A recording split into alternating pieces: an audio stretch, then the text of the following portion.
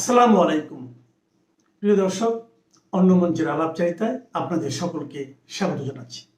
সুপ্রিয় দর্শক শ্রোতা মণ্ডলী, আপনারা এই মুহূর্তে আমাকে যে যেখান থেকে দেখছেন এবং পরবর্তী যে যেখান থেকে দেখবেন, আপনাদের সকলকে জানাই আমি আমার প্রাণঢালা অভিনন্দন এবং শুভেচ্ছা। ব্যানার এবং হেডলাইন দেখে হয়তো আপনারা চিন্তা করছেন হঠাৎ করে আমি কিভাবে এটা বললাম যে খলিলকে পাকিস্তান ভোট দিয়েছে ভারত নয়। ভাই, এটা আমার কথা না, এটা হচ্ছে যে বাংলাদেশের বিশিষ্ট সাংবাদিক এবং অনন্য উচ্চতার অনুসন্ধানী সাংবাদিক আমাদের আজিজ ভাই। আবার আপনারা কেউ ওই যে আজিজ মিসির বা আরো কি কি আজিজ আছে না, ওইটা না, আমাদের বিশিষ্ট সাংঘাতিক উনি। উনি বিভিন্ন টক শোতে বিভিন্ন কথা বলেন, উচ্চারণ করেন। তো আমার একটা প্রশ্ন, দেখেন তো আপনাদের সাথে মিলে কিনা। আমার যে প্রশ্নটা সেটা হচ্ছে যে এই যে আপনার জাতিসংঘের যে ভোটাভুটি হয়, মানে জাতিসংঘের সাধারণ পরিষদের যে নেতা নির্বাচিত হলেন আমাদের সামহাউ খলিল বা রজার খলিল, তিনি ভোট পেয়েছেন 6 ভোট না জানি 8 ভোটে উনি জিতেছেন। কে কাকে ভোট দিয়েছে এটা জাতিসংঘ বলেনি।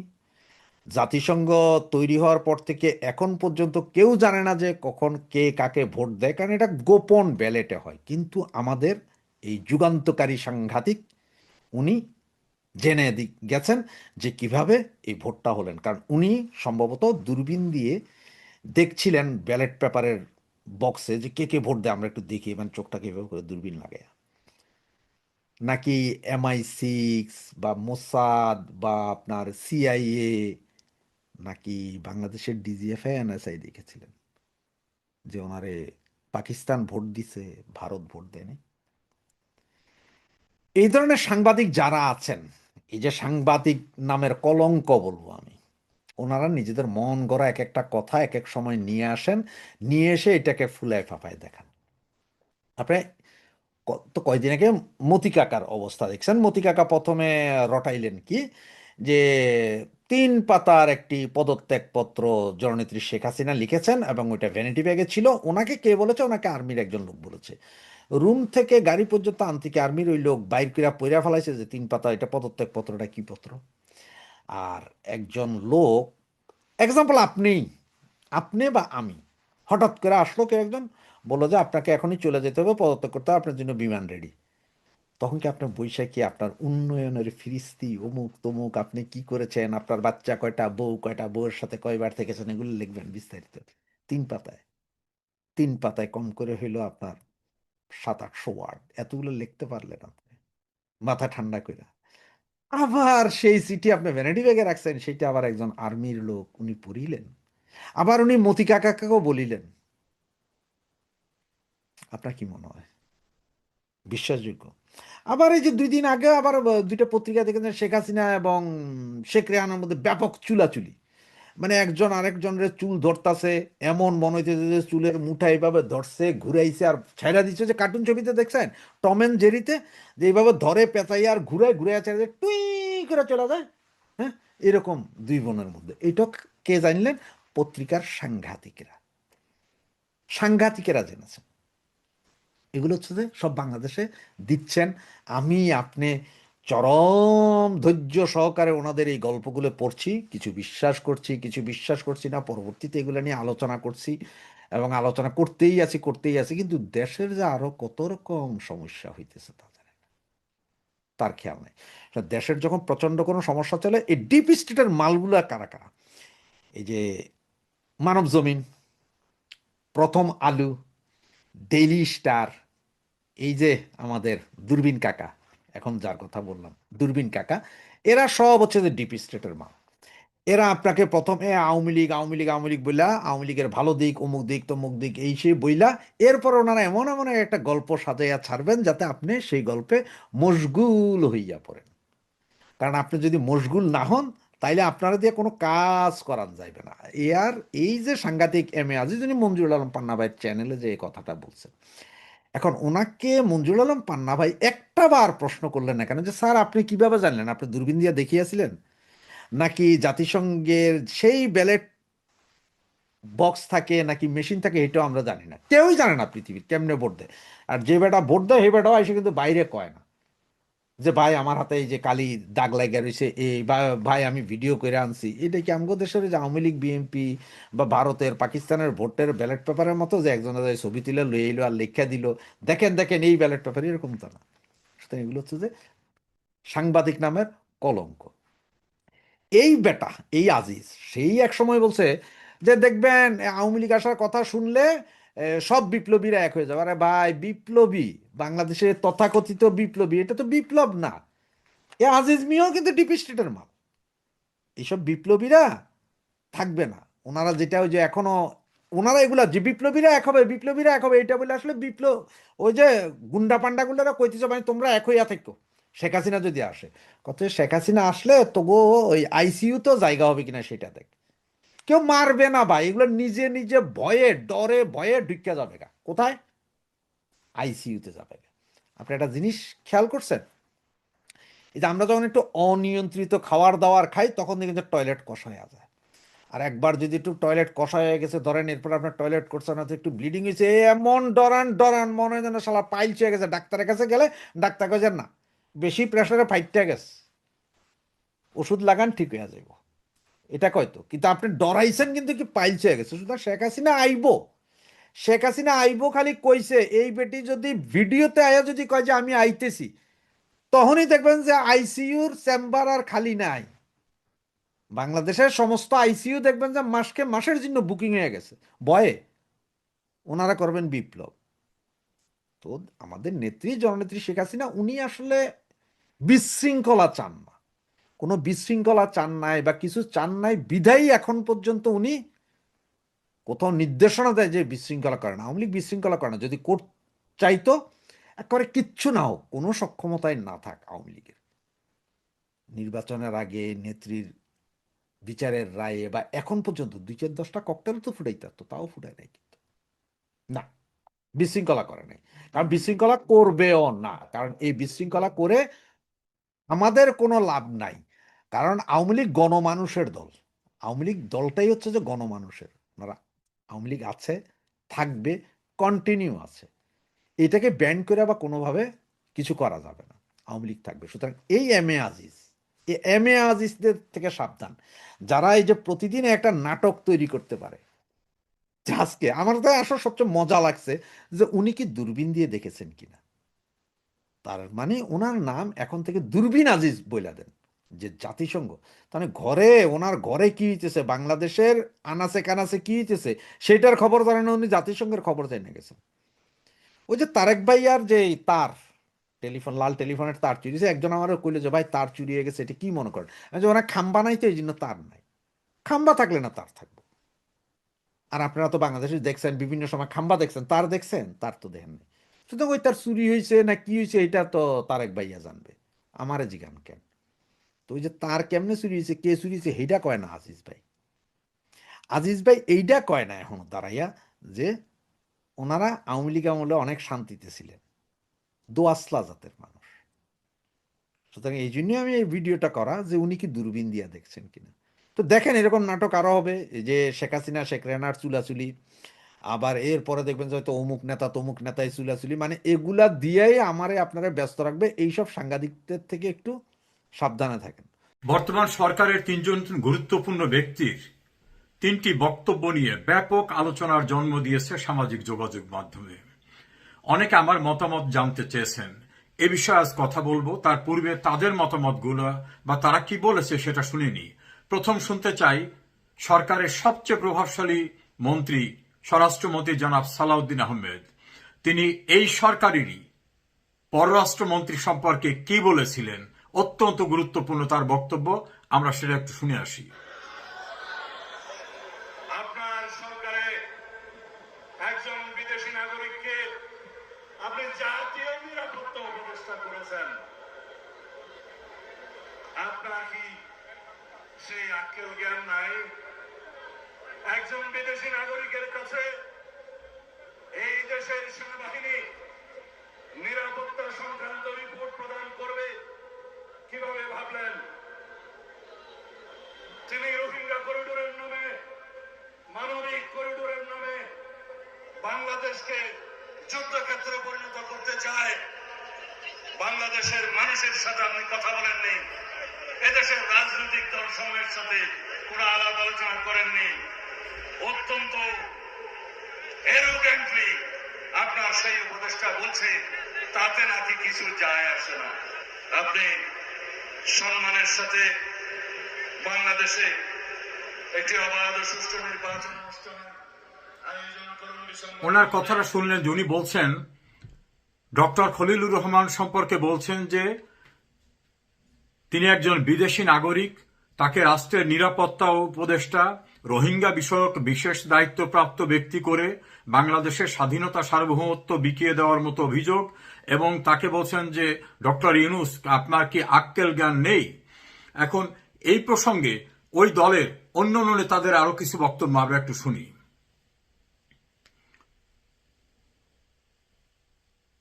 খলিলুর রহমানের মতো একজন বিতর্কিত এবং করিডোর, চ্যানেল, বন্দর বিদেশিদের হাতে তুলে দেওয়ার ষড়যন্ত্রে কুশীলব বলে পরিচিত কি করে জাতীয় নিরাপত্তা উপদেষ্টা হিসাবে নিয়োগ পান, এই প্রশ্নটি কিন্তু এখন খুব বড় হয়ে দেখা।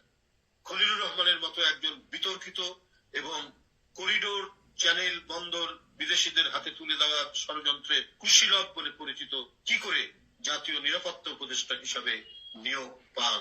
এটা শুনলেন রুহুল কবির রিজভির বক্তব্য, যিনি বিএনপির খুব গুরুত্বপূর্ণ এক ব্যক্তি। এর সঙ্গে আমরা আরো একজন ব্যক্তির কথা শুনি, ডক্টর মোশাররফ হোসেন, তিনি বিএনপির স্ট্যান্ডিং কমিটির সদস্য। জাতীয় নিরাপত্তা উপদেষ্টার গতকালের বক্তব্য আবারও নতুন বিতর্কের জন্ম দিয়েছে। সরকারের ভাবমূর্তি রক্ষার্থে তাকেও অব্যাহতি দেওয়া প্রয়োজন হবে। ডক্টর মোশাররফ হোসেন বলছেন যে তাকে অব্যাহতি দিতে হবে। এখন ডক্টর মোশাররফ হোসেনের বাইরেও আরো একটি বক্তব্য আমরা শুনি, বর্তমান সরকারের একজন উপদেষ্টা, প্রভাবশালী উপদেষ্টা ডাক্তার জাহিদুর রহমান, তিনি কি বলছেন। বর্তমান অন্তর্বর্তীকালীন সরকারের অনেকেই বিদেশি নাগরিক, উপদেষ্টাদের অনেকেই। এই আলাপ দীর্ঘদিন থেকে চলছে এবং এটা আস্তে আস্তে বেশ সিরিয়াস হয়ে উঠছে। এটা সিরিয়াস হওয়া উচিত। বাংলাদেশের একটা সরকারের মধ্যে যদি অনেক বিদেশি নাগরিক এক্সক্লুসিভলি অথবা দ্বৈত নাগরিকত্ব থাকে, সেটা আপনারা তিনজনের কথা শুনলেন। স্বরাষ্ট্রমন্ত্রী সালাউদ্দিন আহমেদ বলছেন, ডক্টর ইউনূস আপনার কি আক্কেল জ্ঞান কিছু নেই? একজন বিদেশি নাগরিককে আপনি নিরাপত্তা উপদেষ্টা করেছেন, রোহিঙ্গা বিষয়ক দায়িত্ব দিয়েছেন, তার কাছে সেনাবাহিনী বা প্রতিরক্ষা বিভাগের সব নিরাপত্তা তুলে দিচ্ছেন। তিনি ইউনূসের আক্কেল জ্ঞান নাই এমন কথা বলছেন। তারই দলের যুগ্ম মহাসচিব রুহুল কবির রিজভী, তিনি স্পষ্টভাবে বলেছেন বিদেশি নাগরিককে এইরকম গুরুত্বপূর্ণ দায়িত্ব দেওয়া নিয়ে তীব্র আপত্তি জানিয়েছেন। ওই দলেরই স্ট্যান্ডিং কমিটির সদস্য ডক্টর মোশাররফ হোসেন, তিনি একই কথা পুনরাবৃত্তি করেছেন এবং ডক্টর ইউনূসের সঙ্গে দেখা করে তারা বাইরে এসে যে প্রেস ব্রিফিং করেছেন, সেখানে ডক্টর মঈন খান এবং জনাব সালাউদ্দিন দুজনেই বলেছেন আমরা ইউনূসকে বলে এসেছি এনসিপির দুইজন এবং এই ডক্টর খলিলকে বাদ দিতে হবে, পদত্যাগ করতে বলতে হবে, পদত্যাগ না করলে তাদের বিদায় দিয়ে দিতে হবে। অর্থাৎ বিএনপির এই তিন নেতার দৃষ্টিতে ডক্টর খলিলুর রহমান বিদেশি নাগরিক, তার কাছে বাংলাদেশের নিরাপত্তা কোনোভাবে সিকিউরড না, তার কাছে বাংলাদেশের বর্ডার অন্যদের হাতে তুলে দেওয়ার মতো অভিযোগ তার বিরুদ্ধে। বিএনপির বর্তমান ক্যাবিনেটের উপদেষ্টা ডক্টর জাহিদুর রহমান একই কথা বলেছেন।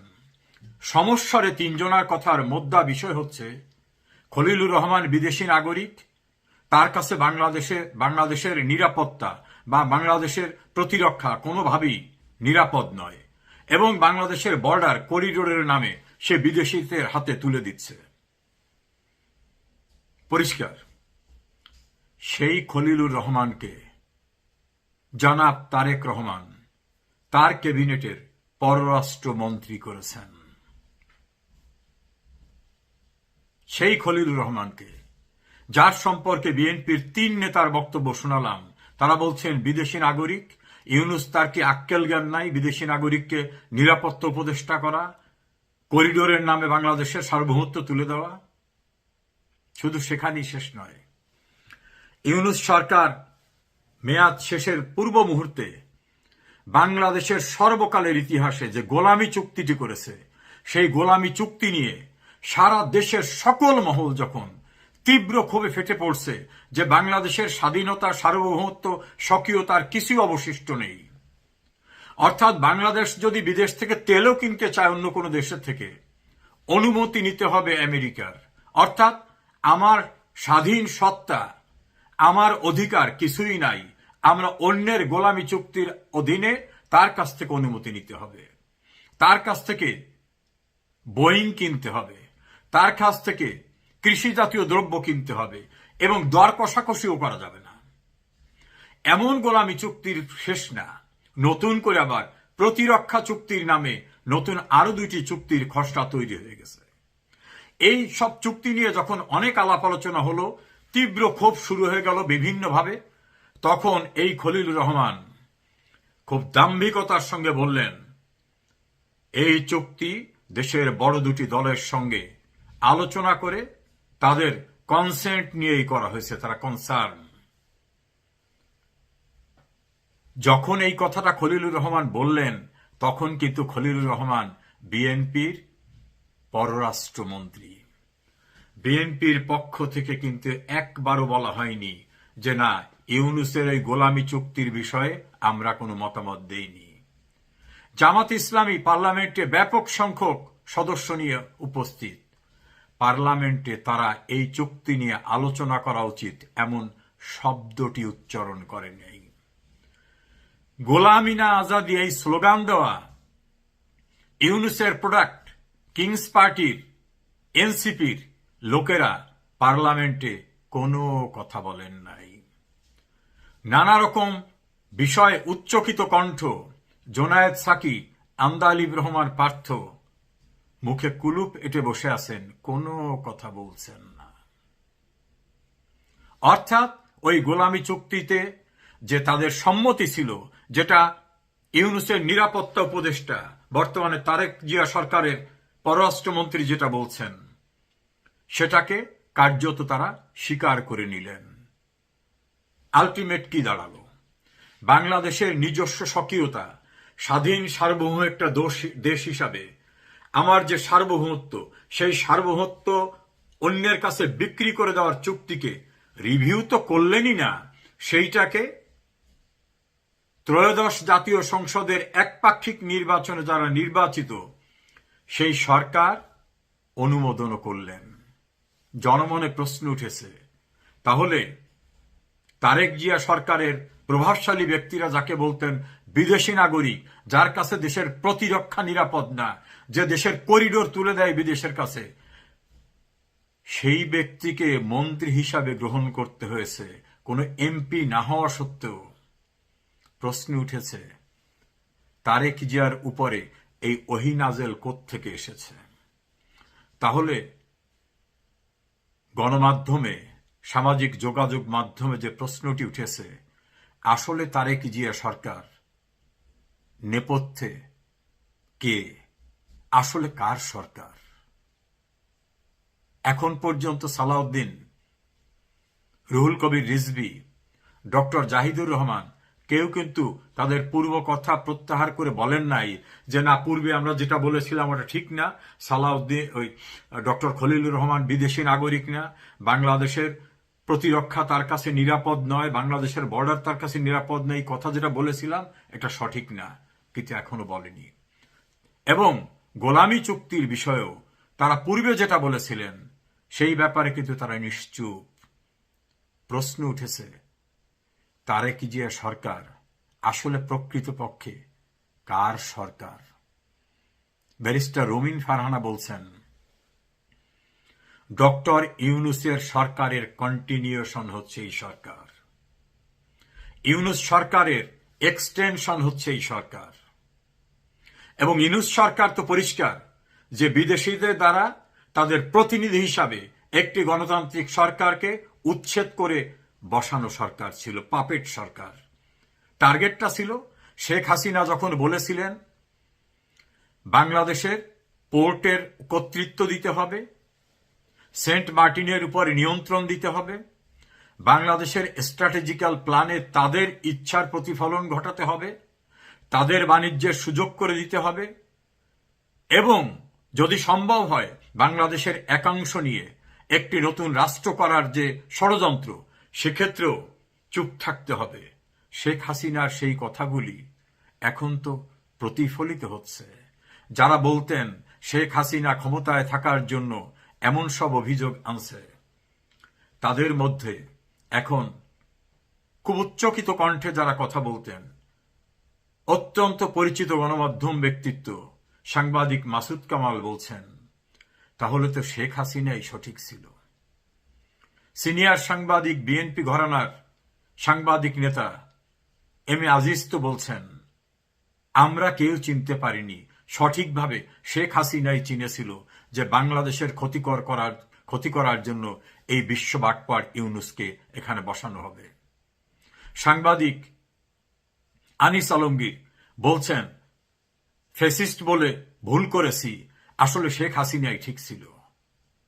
তীব্র শেখ হাসিনা সমালোচক সিনিয়র অ্যাডভোকেট মহসিন রশিদ বলছেন, শেখ হাসিনাকে ফ্যাসিস্ট বলেছি, আমি দেশবাসীর কাছে ক্ষমা চাই, আসলে সে ফ্যাসিস্ট না, সে ছিল ন্যাশনালিস্ট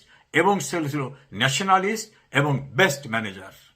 এভাবে সাংবাদিক মাহবুব কামাল একই শব্দ উচ্চারণ করছেন, শেখ হাসিনাই সঠিক ছিল।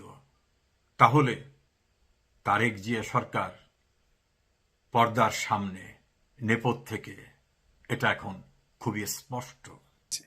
কারণ এই মুহূর্তে হাদি হত্যার এই যে জামাতি যে পোস্টার বয়, এই হাদি হত্যাকে নিয়ে আবার নতুন করে আলোচনা, পর্যালোচনা, সমালোচনা উঠে আসছে। বিশেষ করে পশ্চিমবঙ্গের পরাজিত মুখ্যমন্ত্রী মমতা ব্যানার্জি যখন কথাটা নিয়ে আবার বেশি আলোচনা শুরু করে দিয়েছেন, ঠিক তখনই এই আলোচনাটা, তিনি যখন এই কথাটা সামনে এনেছেন, আবার নতুন করে আলোচনা শুরু হয়েছে হাদি হত্যা নিয়ে।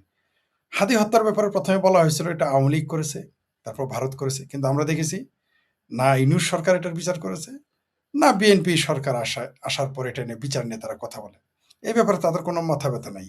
হঠাৎ করে মমতা ব্যানার্জি ভারত সরকারকে একটু বেকায়দায় ফেলার জন্যে, মানে অনেকটা এরকম যে অন্যের যাত্রায় ভঙ্গ করার জন্য যদি নিজের নাক কাটতে হয় তবুও কাটবো, সেই পলিসি নিয়ে মমতা ব্যানার্জি এই হাদি হত্যার কাণ্ডকে নিয়ে ইশারা ইঙ্গিতে তিনি বিষয়টাকে আবার তুলে ধরেছেন। তারপর আমরা কি দেখলাম, একটু বুমেরাং হয়ে গেল। কিভাবে? যেমন হাদির বোন এখন বলে ফেলেছে যে হাদি হত্যার বাদী কেন জাবের হবে, কেন? কারণ তাদের আত্মীয় রয়েছে, ভাই রয়েছে, বোন রয়েছে, পরিবারের লোকজন রয়েছে, চাচাতো ভাই, মামাতো ভাই, খালাতো ভাই রয়েছে, তারা বাদী হবে। এখানে জাবের কেন বাদী? $1 মিলিয়ন কোশ্চেন। আমরা এটা জানতাম না, মানে আমি নিজেও জানতাম না, আসলে এত বড় একটা ঘটনা জানতে পারি নাই। এই বাটপাড়িটা এই মমতা ব্যানার্জি এটা বলার কারণে হাদির বোন তো এটা ফাঁস করে দিয়েছে। আবার হাদির ভাই বলেছে জামাতের পিএস দায়ী, বলেনি জামাতের পিএস দায়ী। আবার জামাত নাকি ইনকেলাব নাকি ফিনকেলাব নাকি পাখি লাভ মঞ্চ কি বলেছে, তারা বলেছে হাদির ভাই নাকি এই হত্যার জড়িত। মানে তারাই চোরের সাক্ষী গাট কাটা না, এখানে নিজেরাই নিজেদের সাক্ষী যে কে কাকে হত্যা করছে, তারা বলে আসতেছে। তাহলে বিষয়টা কি দাঁড়ালো? বিষয়টা দাঁড়ালো যে এই হাদি হত্যার বিষয়টা আসলে রহস্যজনক। কিভাবে রহস্যজনক? কারণ এক একজন এক এক কথা বলতেছে। আমরা দেখলাম মিছিল করলো, আমরা তাদের দেখলাম মিছিলও করলো, তাদের ভণ্ডামি আমরা দেখলাম। হাদি হত্যাকাণ্ড সামনে যদি এই মমতা ব্যানার্জি তুলে না ধরতেন, তাহলে আমরা হয়তো এই বিষয়টা, এই বদমাইশি বিষয়গুলো আমরা জানতেই পারতাম না। অনেক কিছু থেকে আমরা বঞ্চিত থাকতাম। তো ভালোই করেছেন মমতা ব্যানার্জি। সবচেয়ে হাস্যকর ব্যাপার যে মেঘালয় হয়ে, আসাম হয়ে কেউ কলকাতা যায় না, এত বোকা কেউ না। যারা অবৈধভাবে আসা যাওয়া করেন তারা এই বিষয়টা জানেন। আর তিনি ভারতের নাগরিক হয়ে, ভারতের একটি রাজ্যের মুখ্যমন্ত্রী হয়ে কিভাবে এই ভুল তথ্যটা দিলেন আমরা জানি না। অথচ তার আমলে আমরা দেখেছি তার রাজ্য থেকেই কিন্তু বঙ্গবন্ধুর খুনিকে ধরে আনা হয়েছিল। তিনি কিন্তু সেটা নিয়ে কথা বলেন না যে বঙ্গবন্ধুর হত্যাকারীকে ওখানে কে জায়গা দিল, তার রাজ্যে এতদিন 22-23 বছর পশ্চিমবঙ্গে ছিল কি করে, 15 বছর নিজেই তো ক্ষমতায় ছিলেন, বঙ্গবন্ধুর খুনি কিন্তু সেখানে ছিল। এগুলো নিয়ে মমতা ব্যানার্জিকে টু শব্দটি করতে দেখি নাই। যখন বঙ্গবন্ধুর খুনিকে বাংলাদেশে পাওয়া গেল, পশ্চিমবঙ্গ থেকে আনা হলো, এই ব্যাপারে কিন্তু টু শব্দ ঠিক করেন নাই মমতা ব্যানার্জি। বহুত ছিয়ানা লোক, বহুত ছিয়ানা মানুষ। ডিমের হালি 3টায় বেছে, 5টায় বেছে না। এবার আসি সীমান্তের অনুপ্রবেশকারী নিয়ে। কেন এই কথাটা তুললাম? কিছুদিন আগে কয়েকদিন, কালকে নাকি পরশু একটা ভিডিও আমরা দেখলাম। সেখানে এক ব্যক্তির ভাস্তি জামাই বলতেছে তার চাচা শ্বশুর কাজকর্মের উদ্দেশ্যে ভারতে গিয়েছিল। যদিও বাংলাদেশের চিঙ্কুবাম, ভারতের চিঙ্কুবাম একেবারে মুখ কাকের মতো, মানে এরকম মুখ এরকম নড়াচড়া করে বালুতে ঘষে বলে একটা অবৈধ অনুপ্রবেশকারী ভারতে নাই। এটা ভারতের বামেরা বলে, বাংলাদেশের বামেরা বলে। কিন্তু এখন দেখলাম আমরা যে তাদের জামাই, শ্বশুর, চাচা, ভাতিজা এবং লাইভে আমরা দেখতেছি সরাসরি বলতেছে তারা বাংলাদেশে কোথায় থাকে। কিন্তু এই ব্যাপারে এখন আর কেউ কথা বলতেছে না। আরেকটা ছেলে বললো যে তারই এক আত্মীয়, তারা চাকরি করতে গিয়েছে চেন্নাই, মানে তামিলনাড়ুতে কাজ করতে গিয়েছে। একই কেস, তাদের গুলি লেগেছে, 2জনই এবার গুলিবিদ্ধ, মারা যায়নি, তারা গুলিবিদ্ধ। এরা 3জনের কথা বলা হয়েছে গুলিবিদ্ধ, 2জনকে আমরা এখন দেখতে পেলাম, আরেকজনের খোঁজ আমরা জানি না। এরা বলতেছে যে চাকরির জন্য তারা গিয়েছিল, স্বীকার করেছে। তাদের আত্মীয় স্বজন যিনি গুলিবিদ্ধ হয়েছেন তিনিও বলেছেন সাক্ষাৎকারে। তাহলে এগুলো কি সব মিথ্যা কথা? এগুলো মিথ্যা কথা। কিন্তু সবচেয়ে এখানে বিপজ্জনক যে বিষয়টা, সবচেয়ে যেটা বিপজ্জনক তা হলো যে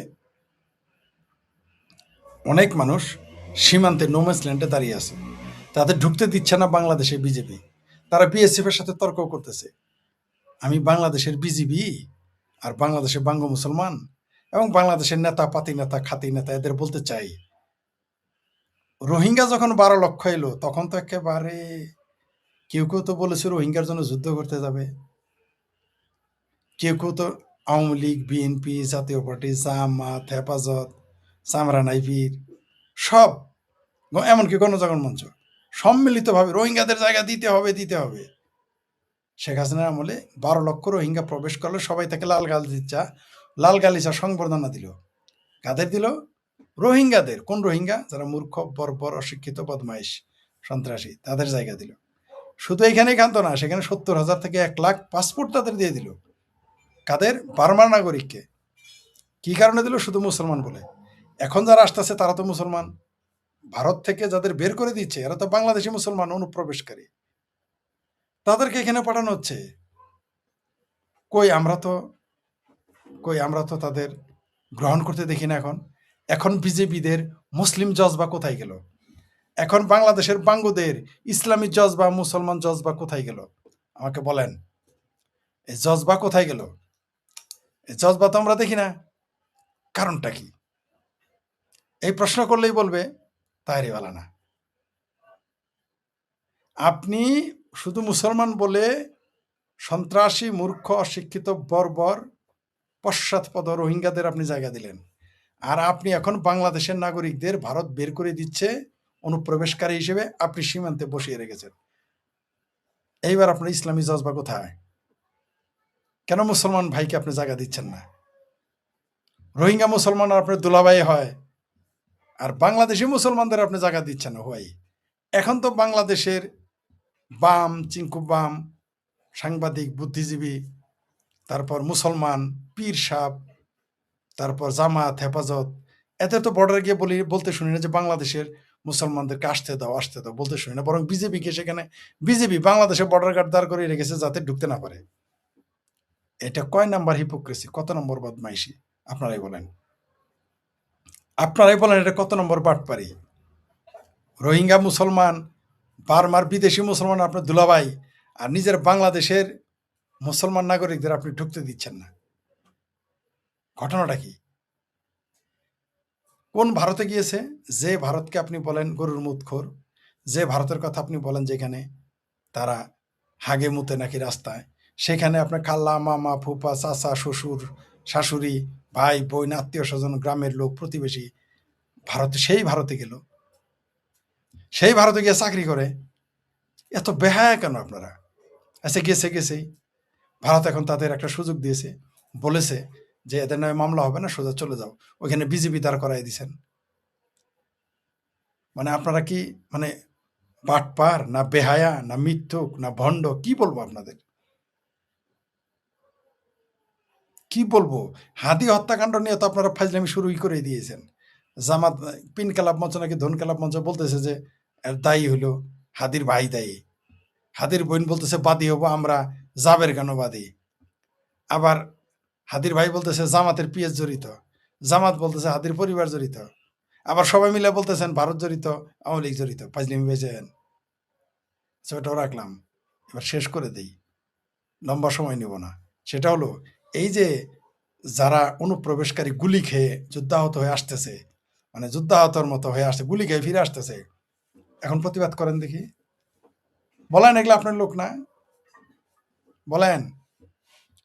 চিন্তা করে দেখেন, সাতক্ষীরার মানুষ তামিলনাড়ুতে, কল্পনা করতে পারেন আপনি?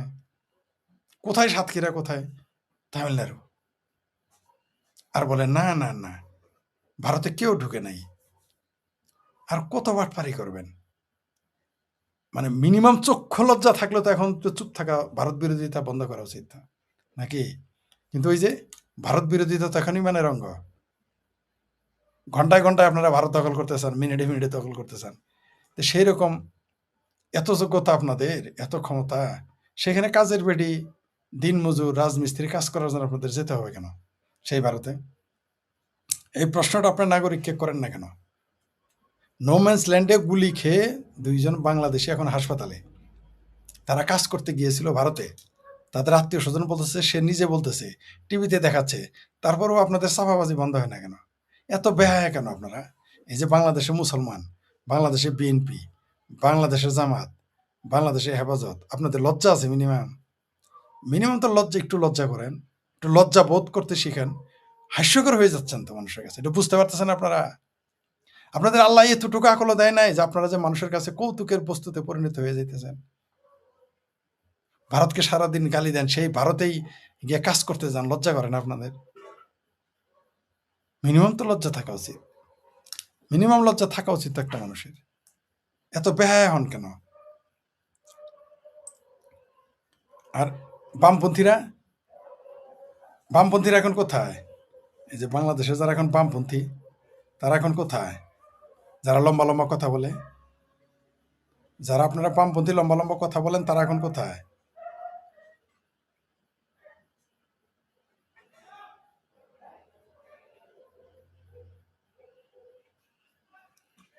আচ্ছা, কয়টা কমেন্টস নেই, দেখি কে কি বললো। নিয়ে দেখি।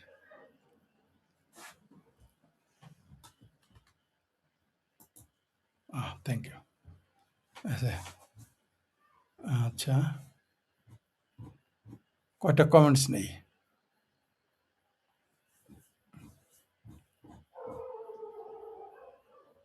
তখন সামরিক হস্তাক্ষর করে, তখন বাংলাদেশ রংপুর নিয়ে যাবো, ওই তো বাংলাদেশই রাখবে আলাদা করে। আছে তারপর কি আছে?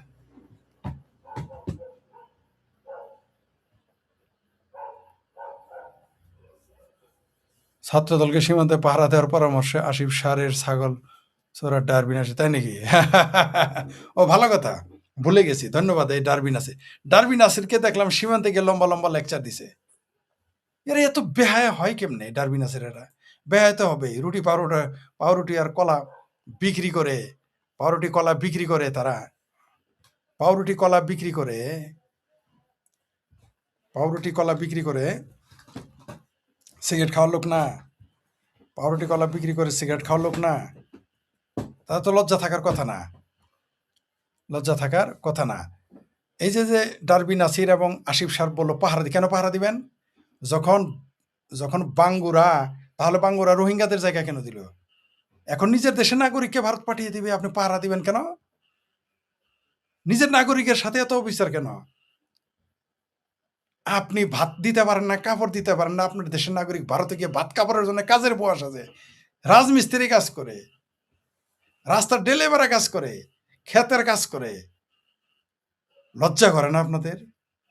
আর সেই ভারতকে গালিও দেন আবার।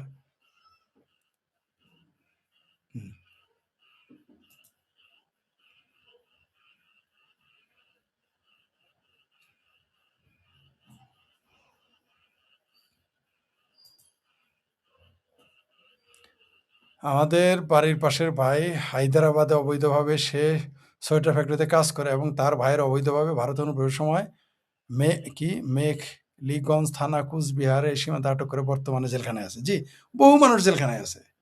শুধু চাকরি করতে গিয়ে না, এই বাংলাদেশে বাঙ্গুরা এত বেকুব যে এরা এই দেওবন্দ মাদ্রাসায় পড়তে গিয়ে জেলে থাকে। সেখানে অবৈধভাবে যায় পড়তে, পুলিশ ধরে নিয়ে জেলে রেখে দিছে। সেগুলো আবার মিডিয়াতে আসে, অবৈধভাবে নাকি যায় না।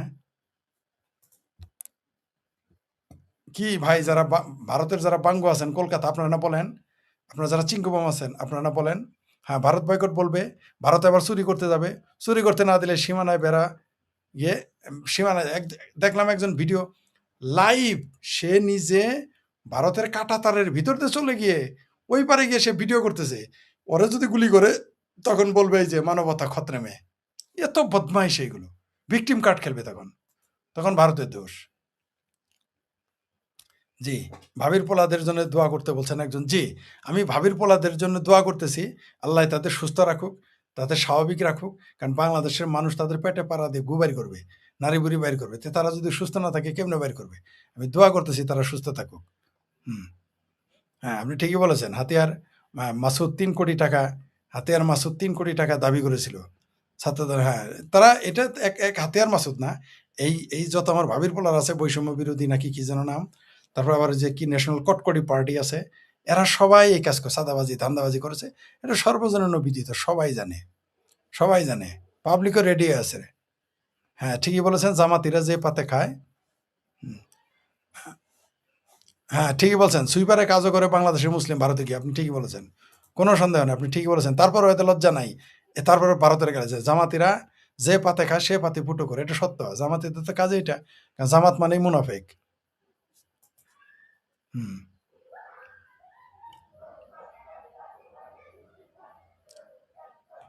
কি দাদা আমার বিলায় আমাদের কি দাদা আমার বিলায় আমারে কয় মেও, কিষাণ যখন মহাজনের সমালোচনা করতেন। জি জি, বিষয়টা এরকমই। থাকবে, খাবে ভারতে, অবৈধভাবে থাকবে ভারতে, কাজ করবে ভারতে, সে ভারতকেই গালি দিবে, না দিলে তাদের সেই হিন্দুকেই গালি দিবে। এদের লজ্জাও নাই, যাই দেখেন কাজ কিন্তু করে হিন্দুদের বাড়িতেই, কাজগুলো কিন্তু মুসলমানের বাড়িতে করে না, হিন্দুর বাড়িতেই করে। তারপরে এদের লজ্জা নাই। ভারতে এসআইআর এর এক এক রাজ্যে কমপক্ষে ৫০-৬০ লোক বাদ গেছে, এদের ৯৯% বাংলাদেশি মুসলিম। সেই হিসেবে কমপক্ষে ৪-৫ কোটি ফেরতকে, তারপর এত না হলেও অন্তত আমার ধারণা ১.৫ কোটি বাংলাদেশি মুসলমান আছে। এটা ১ থেকে ১.৫ কোটি মিনিমাম আছে, এটা আমার ধারণা।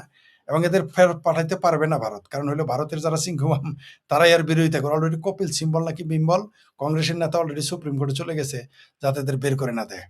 এটাই হচ্ছে ভারতের দুঃখ। ভারতের দুঃখ হলো যে তাদের প্রতিবেশীগুলো তার খাবে, তার পড়বে, তার বিরোধিতা করবে, পাশাপাশি ভারতের ভিতরেই ভারতের শত্রু বসবাস করে।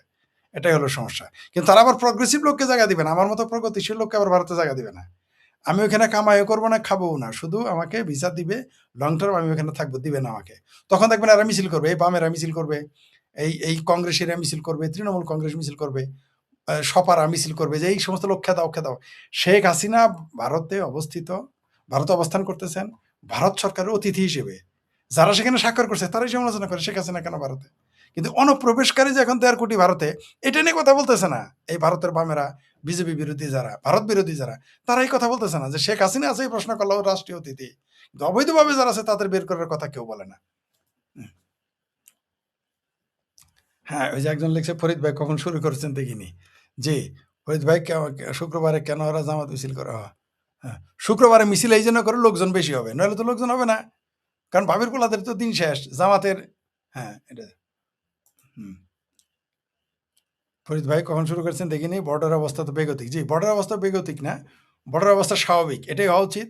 কারণ বর্ডার, আর দেখেন সবচেয়ে দুর্ভাগ্য বাংলাদেশের মুসলমানেরা, এরা কিন্তু ভারতে গেছে, এখন কিন্তু আর বাংলাদেশ, এরা এই যে আটকায় দিছে বর্ডারে কারা, এখন বিজিবি, বাংলাদেশে এসে ভারতের গালি দিবে। এরা তো বাংলাদেশে ঢুকতে হবে। দেখবেন এদের কিন্তু বিজেপি দাঁড় করায় রাখছে, নোম্যান্সল্যান্ডে বিজেপি দাঁড় করায় রাখছে। বাংলাদেশে আসার পরে এরা ভারতের গালি দিবে, হিন্দুরা গালি দিবে। আপনি কি একজন মুসলমানকে দেখেছেন অনুপ্রবেশকারী যারা, যে ভারতের পক্ষে একটা, এই যে যারা আসতেছে, ফেরত আসতেছে, একজনকে বলতে শুনেছেন যে ভারতের প্রতি আমরা কৃতজ্ঞ, এতদিন আমাদের থাকতে জায়গা দিছিল, আমরা থেকেছি, হিন্দুদের প্রতি কৃতজ্ঞ, শুনেছেন? বলুন। কিন্তু বাংলাদেশে ঢুকেই দেখবেন ভারতকে গালি দিবে।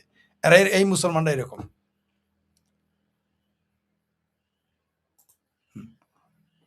কি আপনার মতো ভালো মানুষ দেশ ভালো জাতীয় রাজনীতিতে আসা উচিত দেশে মনে যে আমাদের তো জায়গা দিবে বলে মনে হয় না, কারণ ভালো মানুষের রাজনীতির জায়গা কমে। ধন্যবাদ মন্তব্য করার জন্য। কমরেড হায়াল্লাহ খালেদ গাবগাছি সাক্ষাৎ, ভালো একটা কথা মনে করেছেন, ধন্যবাদ। এটা দিয়ে শেষ করতেছি, চমৎকার একটা মনে করেছেন। ইসলামী শরিয়া আইন, হাইর গল্প, শরিয়া আইন হলো যুগোপযোগী। খালেদ মহিউদ্দিন তো এবার ধরা খাইছে, গাবগাছি তো খালেদ মহিউদ্দিনের কাছে ধরা খাইছে। মৌলানা গাবগাছি শুধু ধরা খায় নাই, সাথে ধরা খেয়েছে ইসলামী শরিয়া। বলেছে যে ধর্ষণ করলে 4 জন সাক্ষী লাগবে। খালেদ মহিউদ্দিন যখন বলেছে যে সাক্ষী কিভাবে, হ্যাঁ সাক্ষী থাকবে। কোন পাগলে 4 জন সাক্ষী নিয়ে ধর্ষণ করবে? এই হলো ইসলামী শরিয়ার বিচার। গাবগাছি তবে নিজে ধরা খায় যে মৌলানা গাবগাছি, সাথে ইসলামী শরিয়া আইনও ধরা খাই গেছে। কোন পাগলে 4 জন সাক্ষী রেখে ধর্ষণ করবে? তা আবার যদি মেয়ে মানুষ হয় তাহলে 8 জন লাগবে। আবার সাক্ষী কি হইতে হবে জানেন? দোয়াতের ভিতরে কলম। এই হলো ইসলামী শরিয়া, এই হলো ইসলামী শরিয়া। আর একটু উদাহরণ আপনাদের দেই। ইসলামী শরিয়া খোদ মুসলমান মানবে না, কেউ শরিয়া কোর্টে যাবে না, আপনারা নিশ্চিত থাকেন। তার প্রমাণ দেখাই দেই। পাকিস্তানের এখনো আইন আছে, এই যে সাদের ইসলামী পাকিস্তান, হাত মে বিড়ি মুঁহ মে পান লড়কে লেঙ্গে পাকিস্তান, হাত মে লোটা মুঁহ মে পান লড়কে লেঙ্গে পাকিস্তান। সেই পাকিস্তানে 2টা আইন চলে, একটা হলো ইসলামী শরিয়া আর একটা হলো ব্রিটিশ ল, যেটা আমাদের চলে। কিন্তু আজ পর্যন্ত একটা মানুষ ইসলামী শরিয়া কোর্টে বিচার নিয়ে যায় নাই। এমন কি হয় যে ব্লাসফেমি আইনে ওই নবীরে গালি দেওয়া, সাহাবীরে একদিন তো নতুন নতুন বদমাইশি শুরু করছে পাকিস্তানের মুসলমানেরা। কি সাতিমে রাসুল না, এখন সাতিমে সাহাবা। ঠিক আছে, ঠিক আছে, এখন নতুন গুস্তাকে রাসুল, গুস্তাকে সাহাবা এখন শুরু হয়েছে, গুস্তাকে খোদা। ব্লাসফেমি আইনটাও ব্রিটিশদের করা, সে আইনে গিয়ে মামলা করে। সেখানেও ইসলামী শরিয়াতে যায় না, কারণ জানে ইসলামী শরিয়াতে বিচার আপনি করতে পারবেন না। আপনি আমাকে বলেন পৃথিবীর কোন পাগল 4 জন সাক্ষী রেখে দর্শন করবে? এটা নাকি ইসলামী শরিয়া আইন, এটা নাকি আল্লাহ দিছে, এটাই নাকি ইসলামী শরিয়া, এটা নাকি বৈজ্ঞানিক। এরকম বেকুব এই দেশের মানুষ। সেইটা নিয়ে গাবগাছি এবার মহিউদ্দিনের কাছে ধরা খেয়ে গেছে, একে ঠাড়া পাড়া ধরা গেছে। শুধু মৌলানা গাবগাছি ধরা গেলে সমস্যা ছিল না, ধরা খেয়ে গেছে পুরা ইসলামী শরিয়া। ঠিকই বলেছেন, মমতা হেরে পাগল হয়ে গেছে। কিন্তু পাকিস্তানের বিরুদ্ধে কিছু বলে না, অথচ সবচেয়ে বেশি মুসলমান হত্যা করছে পাকিস্তান আর্মি। তখন সে আমাকে প্রমাণ দেখাতে বললো কিন্তু আর্মি, আমি তো ব্যর্থ হই। আপনি প্রমাণ মানে পাকিস্তান আর্মি যে সবচেয়ে বেশি মারছে, এটা প্রমাণ কি দেখাইতে হবে? বেলুচিস্তানে 75 বছর যাবৎ কারা মারে? ব্ল্যাক সেপ্টেম্বর 25,000 ফিলিস্তিনি মুসলমান মারে ফেলছে। আফগানিস্তানে তারা বিমান হামলা কারা করতেছে? আফগানিস্তানে এখন বাংলাদেশে হত্যা করেছে কারা? 75 বছর বেলুচিস্তানে শুধু মারে না, তাদের কিডনি, গুর্দা, চোখ এগুলো বেঁচে ফেলতেছে। বেলুচেরা মুসলমান না? এখন যে যুদ্ধ করতে চাইতেছে সৌদি আরবের পক্ষে, কার সাথে যুদ্ধ করবে? ওখানে তো মুসলমানের বিরুদ্ধে যুদ্ধ করবে। প্রমাণ নাই মানে? প্রমাণ, এরা তো এদের প্রমাণ দেখালে আপনার কথা মানবে না, কারণ পাকিস্তান তাদের আব্বা হয়। ফরিদ আঙ্কেল, আপনার কথা শুনে আমি একজনকে বলেছিলাম যে আমাদের দেশের মানুষ ভারতকে, ইসরায়েলকে, আমেরিকাকে গালাগালি করে কারণ তারা মুসলমান নাকি হতে। ইসরায়েল কয় হাজার মুসলমান মারছে? ইয়েমেনে সুদানে মুসলমান মারে কারা? ওইখানে কি ইসরায়েল? ইয়েমেনে 5 লক্ষ মুসলমান মেরে ফেলছে, সুদানে মেরে ফেলছে দুবাই আর সৌদি আরব। সেখানে তো টু শব্দটি করে না।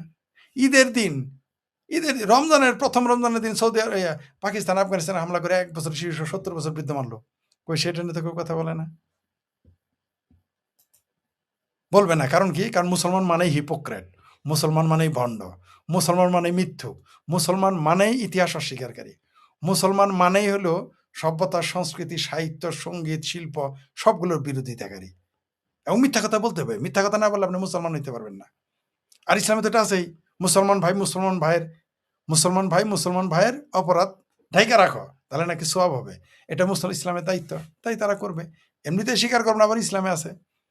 বাংলাদেশে মিডিয়া ফিলিস্তিনি মুসলমানদের মতো রোজ ফিলিস্তিনে জিতিয়ে দেয়। হ্যাঁ, একদিকে মুসলমানদের জিতিয়ে দেয়, আবার বলে যে মাইরে ফেলছে। মানে এরা 2 দিকেই খাবে। একদিকে বলবে তারা জিতে গেছে, আবার বলবে যে এই যে মাইরে শেষ করলো। হ্যাঁ, ডান্ডি মাহমুদুর রহমান এখনো বলে যাচ্ছে ভারতীয় 26 লাখ। হ্যাঁ, এই যে আসিফ সার ঠাড়াপাড়া মিথ্যা কথাটা বললো যে 26 লক্ষ ভারতীয় আছে, এখন সেটা ইনকালাব নাকি ধনকালাব মঞ্চ ওটা বলেই বেড়াচ্ছে, মাহমুদুর রহমানটা বলেই বেড়ায়। এদের হায়া নাই, বললাম না আপনার।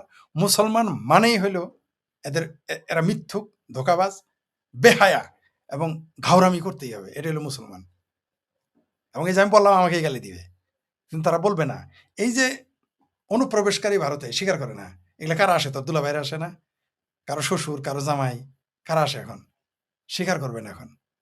2024-এর জঙ্গি উত্থান, পরবর্তীতে ইউনূস এবং তারপরে বিএনপির তারেক রহমান সরকার একই ধারাবাহিকতায় বাংলাদেশকে যে ভূরাজনৈতিক জটিল চ্যালেঞ্জের মুখে ফেলে দিয়েছে, সেখানে দাঁড়িয়ে আজকে আমি দেখতে পাচ্ছি দেশরত্ন শেখ হাসিনার কাঁধে এমন একটা দায়িত্ব এসে পড়েছে, যেটা কোনো ক্রমেই তার পিতা, জাতির পিতা বঙ্গবন্ধু শেখ মুজিবুর রহমানের উপর পাকিস্তান রাষ্ট্র কাঠামোর মধ্যে বাংলাদেশকে স্বাধীন করার যে দায়িত্ব এসেছিল, তার চেয়ে কোনো অংশে কম নয়।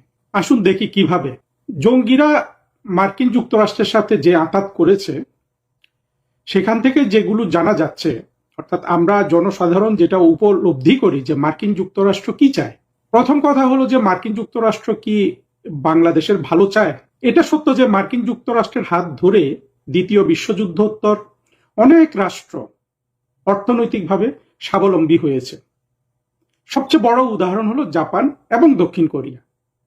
আর মার্কিন যুক্তরাষ্ট্র ইউনূস এবং খলিলের মাধ্যমে বাংলাদেশের দখল পাওয়ার সাথে সাথে তারা কি করলো? বাংলাদেশের উপর একটা অন্যায্য বাণিজ্যিক চুক্তি চাপিয়ে দিল।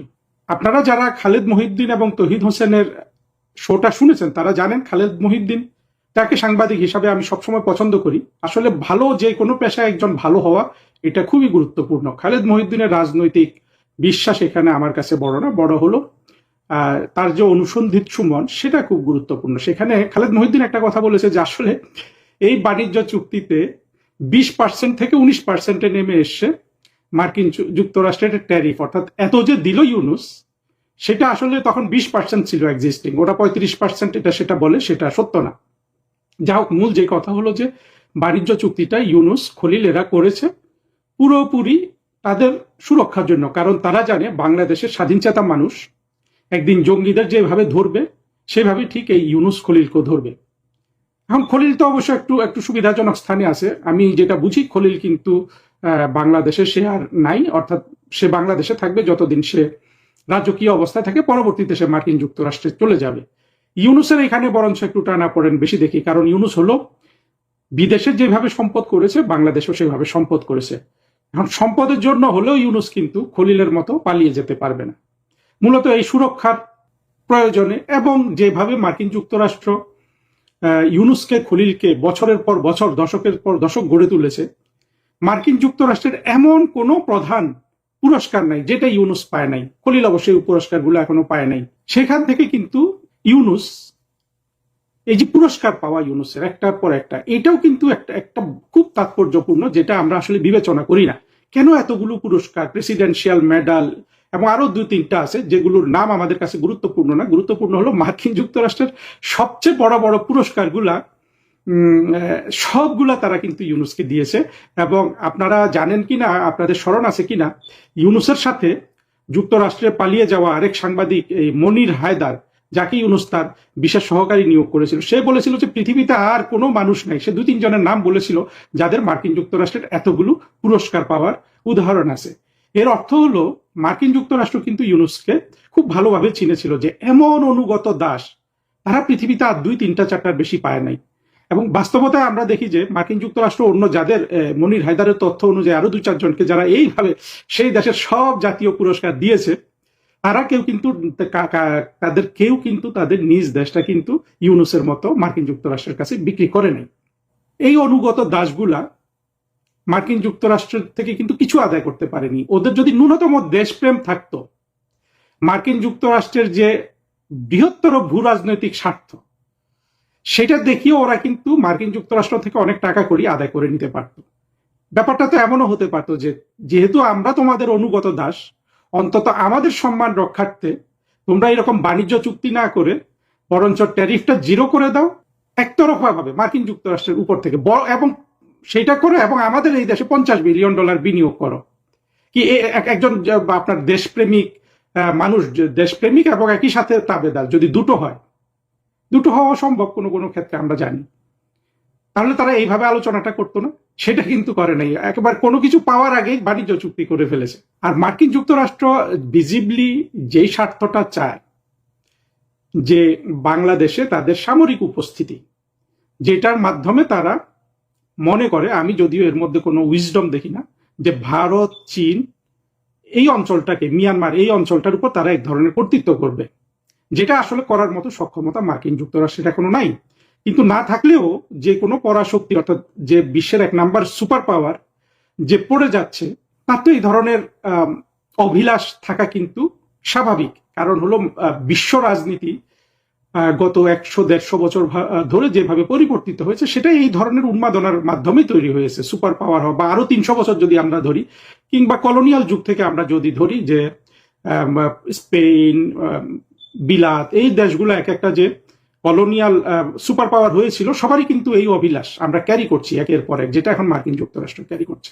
তো সেখানে তার যে বিশাল স্বার্থ সে রক্ষা করতে চায় বাংলাদেশে সামরিক উপস্থিতি করে, সেক্ষেত্রে কিন্তু এইটাও সম্ভব ছিল যে বাণিজ্য চুক্তি করে বাংলাদেশকে অর্থনৈতিকভাবে বাধাগ্রস্ত করার চেয়ে উল্টোটাও কিন্তু করার জন্য চাপ দেওয়ার সুযোগ ছিল ইউনুস এবং খলিলের। সেটা কিন্তু তারা করে নাই। এমনই অন্ধ, এমনই স্বার্থপর এই লোকগুলা যে ওরা একেবারে মার্কিন যুক্তরাষ্ট্র যা বলেছে সেখানে কিন্তু তারা শুয়ে পড়েছে। কিন্তু এখানে কি জিনিসটা হচ্ছে, হুমকিটা কি আজকে বাংলাদেশের সামনে? বাংলাদেশের সামনে হুমকিটা হলো, যেই অভিলাষ মার্কিন যুক্তরাষ্ট্রের আছে যে এখানে তারা সামরিক ঘাঁটি করবে, তাদের সামরিক উপস্থিতি হবে, এবং যেখান থেকে তারা চীন এবং ভারতকে নিয়ন্ত্রণ করবে, মিয়ানমারকে নিয়ন্ত্রণ করবে, এটা তো এটার রিস্কটা কিন্তু ভয়াবহ। প্রথম কথা হলো, এই দুটো দেশ যাদের কথা বলেছি, 2-3টা, কেউ কিন্তু মার্কিন যুক্তরাষ্ট্রের সে ধরনের উপস্থিতি এখানে মেনে নেবে না। পছন্দ অপছন্দের বিষয় নাই, এই যে মেনে না নেওয়াটাই কিন্তু বাংলাদেশের জন্য একটা কাল হবে। অবশ্যই এটাকে উস্কে দেওয়ার জন্য নানান ধরনের আপনার উস্কানি দাতা বাংলাদেশে রয়েছে, তারেক রহমানের মতামত প্রভাবিত করার জন্য। যেমন আজকেও দেখলাম যে ওই উন্মাদ শাহিদুজ্জামান এসে বক্তৃতা দিচ্ছে আরেক জঙ্গি 24-এর লাল বদর আকবরের শোতে এসে। এইভাবে কিন্তু বাংলাদেশের 24-এর সব জঙ্গিরা চায় যে বাংলাদেশ মার্কিন যুক্তরাষ্ট্রের কবজায় থাকুক, এবং তারা মনে করে যে এইভাবে তারা ভারত থেকে বাংলাদেশকে, ভারতের সাথে যে তাদের যে মানসিক শত্রুতা, যেটা আমাদের মুক্তিযুদ্ধে বিজয় এবং ভারতের বাংলাদেশে মুক্তিযুদ্ধে সহযোগিতার কারণে তৈরি হয়েছে, সেই ঘৃণাটাকে তারা উজ্জীবিত করতে পারবে। অর্থাৎ তারা এক ধরনের আনন্দ পাবে যে ভারতের উপর একটা প্রতিশোধ নিল এবং পাকিস্তানকে বিজয়ী করলো কোনো না কোনোভাবে। এই যে মানসিকতাটা তৈরি হয়েছে, এখান থেকে কিন্তু 2024-এর যারা জঙ্গি, আপনারা দেখেন এই যে মাঠের হাটের ঘাটের যত জঙ্গি আছে, সবাই কিন্তু এইটাই চায়, এবং পাকিস্তানি সেকুলাররাও এটা চায় যে দেশটা মার্কিন যুক্তরাষ্ট্রের পুরোপুরি কবজায় থাকুক, যাতে ভারতের প্রতি প্রতিশোধটা নেওয়া যায় 1971 সালে বাংলাদেশকে স্বাধীন করে দেওয়ার জন্য। এই বাস্তবতাটা বা এই ধরনের একটা কিছু হলে, এটা কিন্তু চীন, ভারত কেউ মেনে নিবে না, এবং এই বাংলাদেশের স্বাধীনতা বিরোধীরা বাংলাদেশটাকে একটা বিভিন্ন পরাশক্তির একটা যুদ্ধক্ষেত্র হিসেবে তারা তৈরি করবে। এই যুদ্ধ গোলাগুলিতেও গড়াতে পারে, এবং গোলাগুলিতে না গড়ালেও এমন টানাপোড়েনে গড়াবে যেখানে আসলে বাংলাদেশ আর কোনোভাবেই একটা ফাংশনাল রাষ্ট্র থাকবে না, এবং মাঝখান দিয়ে 24-এর জঙ্গিরা সরাসরি কিন্তু তারা ওই আফগানিস্তানের মতো কিংবা পাকিস্তানের যে বিভিন্ন জঙ্গি সংগঠন আছে তাদের মতো আবির্ভূত হয়ে এখন যেমন বাংলাদেশে তারা পরোক্ষভাবে নিয়ন্ত্রণ করছে, তখন তারা এই বোমা, তারপরে গোলা বারুদ, এটা নিয়ে তারা প্রত্যক্ষভাবে বাংলাদেশের মানুষকে নিয়ন্ত্রণ করবে। বাংলাদেশের অর্থনীতির কি হবে সেটা তো আমরা দেখেছি, যে তারেক রহমান বলুন, কিংবা 24-এর জঙ্গিদের বলুন, কিংবা ইউনুসের বলুন, তাদের কোনো মাথা ব্যথা নাই। তারেক রহমানের মাথা ব্যথা থাকার কারণ আছে, ইউনুসের কোনো কারণও ছিল না। ইউনুস শেখ হাসিনার রেখে যাওয়া টাকা পয়সা যেমন মেরে দিয়েছে, তেমনি আরো অতিরিক্ত ঋণ করে সে টাকাও মেরে দিয়েছে। অদ্ভুত না? এখনো কিন্তু ইউনুস কিন্তু বাংলাদেশে বসবাস করার সুযোগ পায়। আমাদের আসলে এটা আমাদের জন্য খুবই দুঃখজনক। আমরা যত কথা বলি বাংলাদেশ রাষ্ট্রটাকে, অর্থাৎ আমাদের জাতিটাকে শিক্ষিত করা, সচেতন করা, এই জায়গায় যে কত কাজ আমাদের পড়ে আছে সেটা কিন্তু আমরা অবাক হই। সেই কাজগুলো না হওয়াতে, মানুষের সচেতনতা না থাকাতে এই ধরনের জনদুশ্মন, গণশত্রুরা এখনো বাংলাদেশে কিন্তু বসবাস করছে। ইউনুস, খলিল, ইউনুসের সেই ডাস্টবিন, এরা এখনো নানান জায়গায় উঁকি দিচ্ছে। জঙ্গিরা তো আছেই, কিন্তু তাদের কার্যক্রমে বাংলাদেশ যে বিপদের সম্মুখীন হয়ে আছে, এইখান থেকে সাধারণ মানুষের যদি প্রত্যাশা তারেক রহমান বা বিএনপির উপর থাকেও, তারা কি বাংলাদেশকে সেখান থেকে উদ্ধার করতে পারবে? আমরা কিন্তু কোনোভাবেই বিএনপির মধ্যে সেই ধরনের কোনো সম্ভাবনা দেখছি না। বিএনপি বরঞ্চ আমার মনে হচ্ছে যে দিন দিন, আমার না, আমরা যে কেউ বুঝতে পারি যে দিন দিন কিন্তু মার্কিন যুক্তরাষ্ট্রের উপর তাদের নির্ভরশীলতা বাড়িয়ে ফেলছে। কারণ হলো দেশের অভ্যন্তরে তারা কোনো ধরনের রাজনৈতিক সমঝোতায় বিশ্বাসী এটা মনে হচ্ছে না, এবং এটা বিএনপি থেকে প্রত্যাশিত না। বিএনপি তো বাংলাদেশে মূল বিভাজনের কারণ সেই আমরা দেখেছি যে একেবারে যার সবচেয়ে চূড়ান্ত উদাহরণ হলো 2004 সালের 21 আগস্টের গ্রেনেড হামলা, এবং পরবর্তীতে 2006 সালে আমরা দেখেছি যে ইলেকশন ম্যানিপুলেশন, এগুলা করে বিএনপি তার ক্ষমতা পাকাপোক্ত করতে চেয়েছিল এবং আওয়ামী লীগকে নিশ্চিহ্ন করে দিতে চেয়েছিল। পরবর্তীতে আওয়ামী লীগ বিএনপিকে রাজনৈতিকভাবে পর্যুদস্ত করে রেখেছিল, কিন্তু শেষ তো করে দিতে চায়নি। কিন্তু বর্তমান পরিস্থিতিতে তারেক রহমান শুধু 2024-এর জঙ্গি, ওনারাও তারেক রহমানও কিন্তু সেই কোয়ালিশনের অংশ, এটার সাথে জড়িত হয়ে তারা ধারাবাহিকভাবে মার্কিন যুক্তরাষ্ট্রের প্রোটেকশনের জন্য যা যা করছে, এটা একদিকে বাংলাদেশের আসলে আর কোনো স্বাধীনতা সার্বভৌমত্ব কিছু তো থাকছে না, এবং মার্কিন যুক্তরাষ্ট্রের যে ব্যাপক শক্তি, এবং সেই শক্তির কাছে তারেক রহমান এবং জঙ্গিরা যে এতটা অসহায়, এবং তাদের অসহায়তার মাধ্যমে পুরো বাংলাদেশ অসহায়, সেখান থেকে বাংলাদেশকে আসলে উদ্ধারটা কে করবে? এই জায়গায় কিন্তু প্রশ্নটা হয়ে গেল যে একমাত্র শেখ হাসিনা। আপনারা চিন্তা করে দেখেন, শেখ হাসিনা ছাড়া এই জায়গা থেকে কি আর কারো পক্ষে সম্ভব বাংলাদেশকে টেনে তোলা? আমার তো মনে হয় না আর কারো পক্ষে সেটা সম্ভব। আসলে মনে হওয়ার কথাটাও তো আসলে চিন্তা করার। অন্তর্বর্তীকালীন সরকারের সময় যেটি ঘটেছে সেটি কোনোভাবেই মেনে নেওয়া যায় না, একজন বিবেকবান মানুষ মেনে নিতে পারে না। আপনারা যদি পত্রিকায় দেখেন তাহলে 600 পেরিয়ে গেছে মৃত্যুর সংখ্যা, এবং এটা অফিসিয়ালি সরকারি হিসেবে। অন্যদিকে 70 থেকে 80 হাজারের মতো সরকারি হিসেবেই বলা হয়েছে হামে আক্রান্ত। আপনি যদি ব্রিটিশ মেডিকেল জার্নালের 31 তারিখ পর্যন্ত একটি রিপোর্ট বেরিয়েছে, ব্রিটিশ মেডিকেল জার্নাল জানেন মেডিকেল সেক্টরে অন্যতম প্রেস্টিজিয়াস একটি জার্নাল, সেইখানে বলা হয়েছে 8,996 জন ডেফিনেটলি হামে আক্রান্ত হয়েছে, এবং 69,612 জন 31শে মে পর্যন্ত সাসপেক্টেড, অর্থাৎ হাম সংক্রান্ত রোগে আক্রান্ত। এটা কিন্তু একটা মহামারী। বাংলাদেশে এই অবস্থার জন্য যারা দায়ী, শুধু তাই নয়, এই অবস্থা থেকে উন্নয়নের জন্য কি ব্যবস্থা নেওয়ার জন্য, সেই জন্যই global centre for Democratic governance কানাডার পক্ষ থেকে চিঠি দেওয়া হয়েছে। এটা বাংলাদেশে যেমন হচ্ছে, পাকিস্তানেও এই আউটব্রেকটা কিন্তু ছড়িয়ে পড়েছে। আপনি যদি দেখেন আমাদের চিঠিতে আমরা শুধুমাত্র ডক্টর টেড্রোস, যিনি director general WHO World Health Organization, তাকেই নয়, ভ্যাকসিন নিয়ে কাজ করেন তাদের WHO অফিসে সবাইকে, গ্যাভি, ইউনিসেফ থেকে শুরু করে যে সমস্ত আন্তর্জাতিক সম্প্রদায়গুলো এ নিয়ে কাজ করেন, এমনকি যারা বিভিন্ন দেশের স্টেক হোল্ডার, তাদেরকেও চিঠিটি পাঠানো হয়েছে। এজন্যই চিঠিটি পাঠানো হয়েছে যে ফার্স্ট অফ অল আমাদেরকে অবশ্যই এই অবস্থা থেকে উত্তরণ হতে হবে। যে সরকারি দায়িত্বে থাকুক না কেন, যে সরকারি ক্ষমতায় থাকুক না কেন, আমাদেরকে অবশ্যই আমাদের শিশুদেরকে রক্ষা করতে হবে। শুধু যে তাদের জীবন বাঁচাতে হবে তা না, তাদেরকে একজন সুস্থ সবল মানুষ হিসেবে গড়ে তুলতে হবে। সেই জন্য বিশ্ব সংস্থা WHO, ইউনিসেফ কিংবা গ্যাভি সবাইকেই চিঠি দেওয়া হয়েছে। এই কারণেই এ ব্যাপারে একটি সুস্পষ্ট নীতিমালার মাধ্যমে বাংলাদেশে যাতে এই অবস্থার পুনরাবৃত্তি না ঘটে, এবং এই অবস্থা থেকে মুক্তির জন্য। সাথে সাথে আপনারা একটা কথা চিন্তা করে দেখেন যে যারা এই অবস্থার জন্য দায়ী, বিশেষ করে অন্তর্বর্তীকালীন সরকারের সময় প্রায় 7 মাস ধরে যে মাঠকর্মীরা কাজ ফেলে মাঠে ছিল, অর্থাৎ হরতাল বা স্ট্রাইকে ছিল, তাদের জন্য কার্যক্রম ক্ষতিগ্রস্ত হয়েছে। সবচেয়ে বেশি ক্ষতিগ্রস্ত হয়েছে 2024 সনে যে ভ্যাকসিন জোগাড় করার কথা ছিল, সেই স্টকটা ছিল খুবই কম, এবং এ ব্যাপারে সরকার কোনো নজর দেয়নি। বরঞ্চ যেভাবে নর্মাল প্রক্রিয়ায় ভ্যাকসিনগুলো কেনা হতো, সেই ভ্যাকসিন ক্রয় প্রক্রিয়ায় তারা নতুন পদ্ধতিতে যাওয়ার কারণে সেটা কখনোই বাস্তবায়ন করা সম্ভব হয়নি। বিশেষ করে বাংলাদেশ ব্যাংক থেকে অর্থ মন্ত্রণালয় থেকে অবজেকশন দেওয়ার জন্য সেটা বাস্তবায়ন করা সম্ভব হয়নি।